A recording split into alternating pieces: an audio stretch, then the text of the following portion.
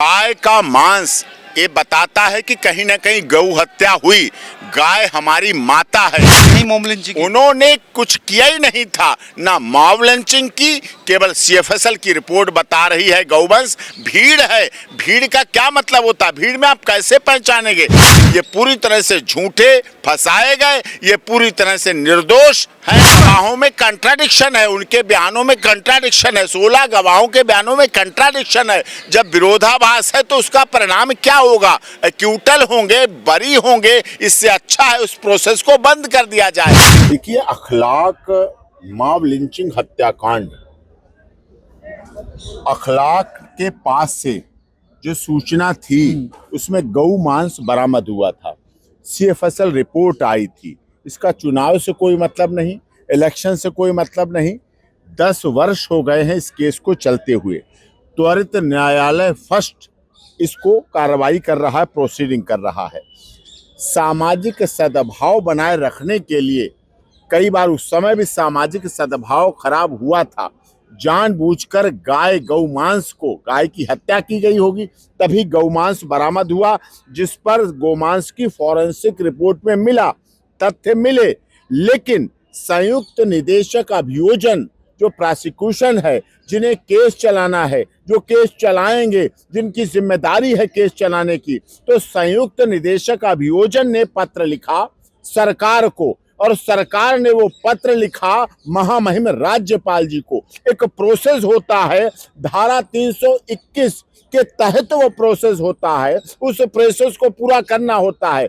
जब प्रोसिक्यूशन, जिनका काम है दंड दिलाना, सजा दिलाना, प्रोसिक्यूशन ने पत्र लिखा सरकार को, सरकार खुद नहीं करती, कोर्ट खुद नहीं करती, अदालत खुद नहीं करती, राज्यपाल के पास जाता है। इशारा कुछ नहीं है, प्रोसिक्यूशन इस काम करता है। धारा 321 है, वो सबके लिए। आपको याद होगा समाजवादी पार्टी की सरकार के समय में एक समय था, वाराणसी में आतंकवादी हमला हुआ।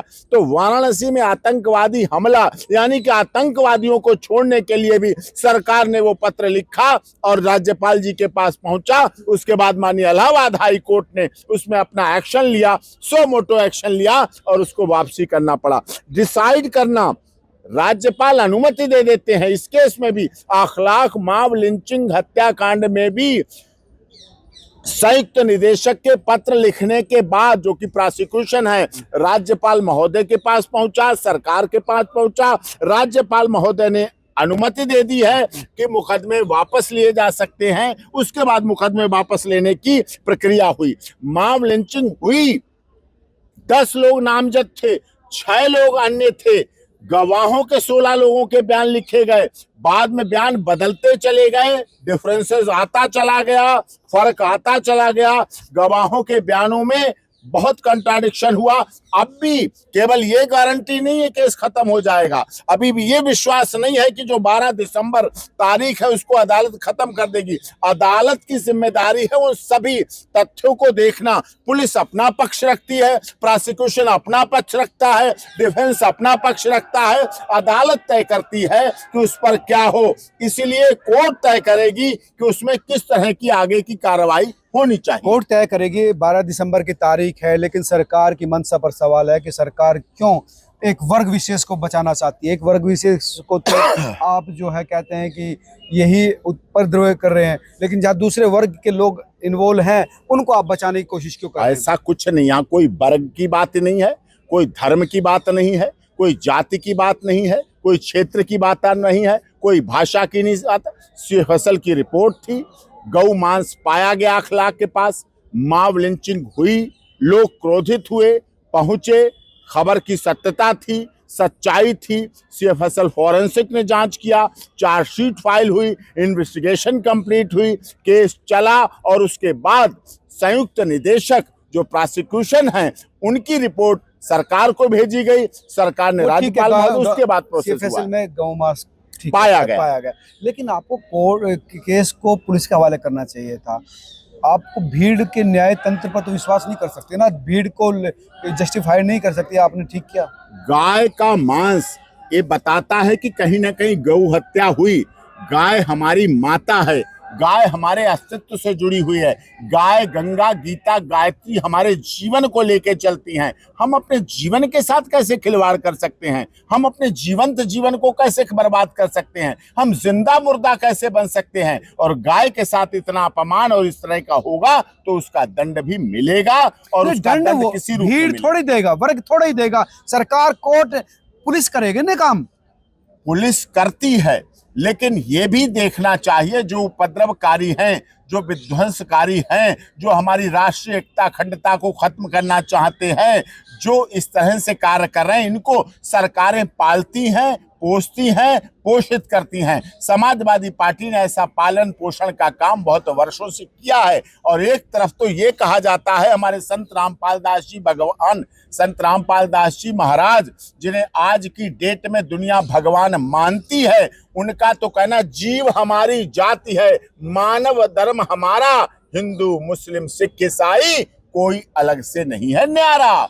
तो ये कहा जाता है। वो तो ठीक है, लेकिन भाई उनके परिवार का कहना था कि इस तरह से मारना किसी बात को लेकर, तो ये तो एक समाज के खिलाफ अपराध है ना, व्यक्ति के खिलाफ अपराध है ना। उन्होंने किया नहीं, ये मॉब लिंचिंग थी। भीड़ किसको अपराधी बना दे? किसको अपराधी बना दिया? भीड़ में से पकड़े गए, वो अपराधी थे ही नहीं, उनका कोई आपराधिक रिकॉर्ड नहीं। उन्हें तो केवल भावनाओं के आधार पर वहां जो मिल गए, इसलिए उन्हें अपराधी बना दिया गया, इसलिए उनको दंड देने की प्रावधान कर दिया गया। ये हुआ है। आप ये कहना चाहते हैं कि जो आरोपी है वो क्रिमिनल नहीं है, या उसने नहीं मॉब लिंचिंग की? उन्होंने कुछ किया ही नहीं था, ना मॉब लिंचिंग की, केवल सीएफएसएल की रिपोर्ट बता रही है गौवंश।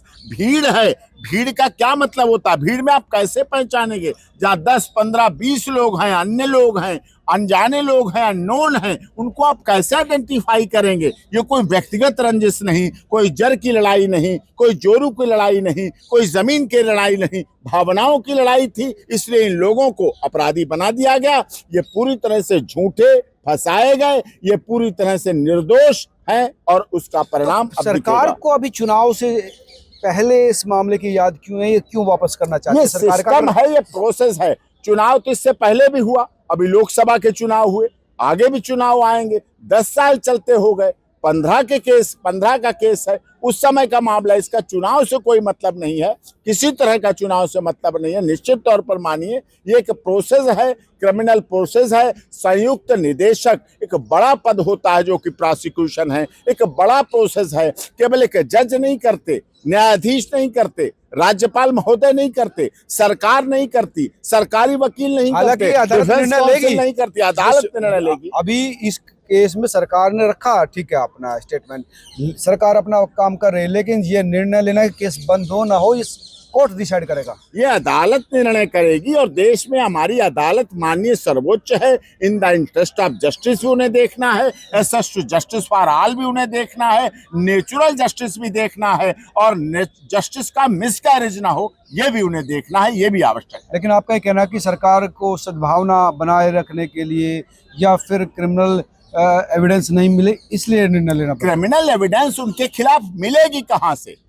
जो मृतक है, मृतक के खिलाफ मिली कि उसके पास से जो गौमांस था वो गौमांस था, सीएफएसएल रिपोर्ट है। इनके पास से क्या मिला? गवाह है ना, उनकी बेटी पत्नी गवाह दी ना, उन्होंने पहचाना ना। गवाहों में कंट्राडिक्शन है, उनके बयानों में कंट्राडिक्शन है, 16 गवाहों के बयानों में कंट्राडिक्शन है। जब विरोधाभास है तो उसका परिणाम क्या होगा? एक्यूटल होंगे, बरी होंगे। इससे अच्छा है उस प्रोसेस को बंद कर दिया जाए। जब प्रोसिक्यूशन चाह रहा है, प्रोसिक्यूशन डायरेक्टर चाह रहे हैं, और महामहिम राज्यपाल महोदय चाह रहे हैं, सरकार चाह रही, निर्णय अदालत को लेना है, और वो निर्णय अदालत निष्पक्षता पूर्वक करेगी। हमें अपनी न्याय प्रणाली पर पूरा भरोसा होना भी चाहिए और रखना भी चाहिए। ये बात वकील साहब ने ठीक की। और पीड़ित पक्ष के वकील जो सैफी हैं, उनका भी यही कहना कि सरकार अपनी तरफ से मुकदमा वापस लेना चाहती है, लेकिन ये निर्णय अब कोर्ट लेगा कि मुकदमा चलेगा कि वापस लिया जाएगा। आप लोग क्या सोचते हैं, क्या होना चाहिए, जरूर कमेंट करके बताएं। नमस्कार।